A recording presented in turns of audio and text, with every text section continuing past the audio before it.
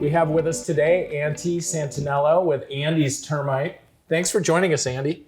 Why don't you introduce yourself and tell everybody how you got in the business? Okay, all right.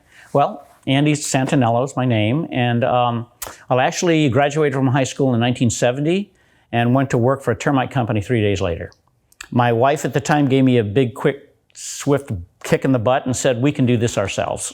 Let's start our own company. And so we did. We started Andy's Termite in 1978. Maybe 30% of my business is doing multiple unit buildings. I think I'm at about 40 or 50% real estate right now. And then the rest is just because I've been around for a long time, word of mouth. I don't advertise. So we were talking about pre-inspections, and what percentage of listings get you out prior to them actually going live on the MLS? Probably less than 10% now. It kind of evolved. At first, we were getting a lot of inspections from listing agents still. And slowly it moved over to the buyer side. I'd say it used to be 10% buyers when it first changed, and now it's probably 10% sellers. I think we're fortunate that, we've been in business 44 years, and we always have kind of felt responsibilities to both the buyer and the seller. So we've always been that company. It's kind of, we didn't exaggerate conditions, but we're pretty thorough. We don't miss much, and we're pretty honest about what goes in our reports. So it's actually been a great change for me.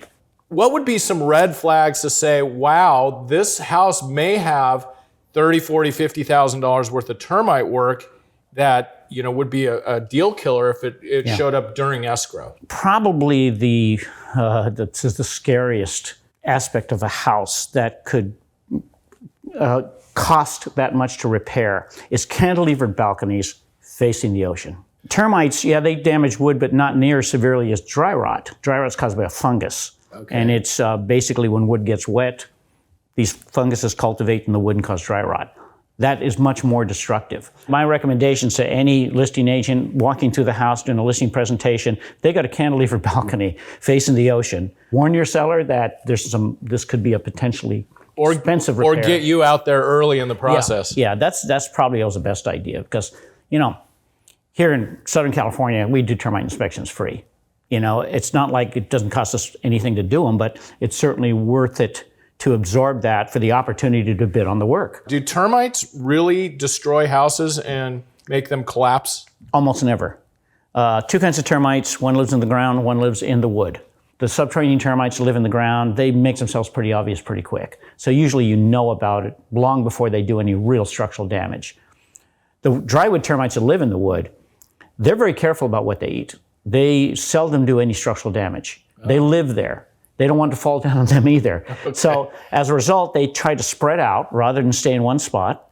They seem to even know wood with a lot of stress on it, as opposed to a window frame or a baseboard. They'll eat that right to the paint, but they'll avoid a beam going across the ceiling that's supporting the ceiling.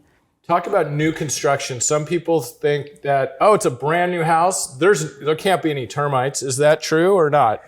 Termites are here on Earth to recycle dead trees, and they're not supposed to wait till the tree's 40, 50 years old. They like the tree when it first dies. It's full of nutrients, it's full of moisture, and the smell of it attracts them. Well, then when you saw it up into lumber, it really smells. So the termites develop very fast and very well in new wood. Almost all new construction built in an older neighborhood is going to get termites. They're going to be there long before anybody moves in. They're going to get into the framework, and then you're going to stucco over it, and you're going to put a roof over it, you're going to drywall it. You're not going to know they're there for probably about 8 or 10 years. If we come and inspect a house that's 5 years old, say, we're going to crawl in the attic. Well, that's where all the framework is, and we're going to see all the termite evidence. Talk about what you're looking for when you're inspecting a home, and if you see a wet wall, what does that indicate? When we do our inspection, if we see something that looks like a leak, we're going to report it. But in most cases, it's going to leak long enough for that ceiling to fall down or other damage from the water long before dry rot will occur. Okay. Dry rot takes some time, but if it's a constant leak, like say in a bathroom floor, and you don't know it's leaking because it's under the house, it could rot that bathroom floor out in 6 months. The parts of the house that are exposed to all those elements of nature, sun, wind, rain, termites, they're going to go first, by far. Andy, thank you for coming into the studio.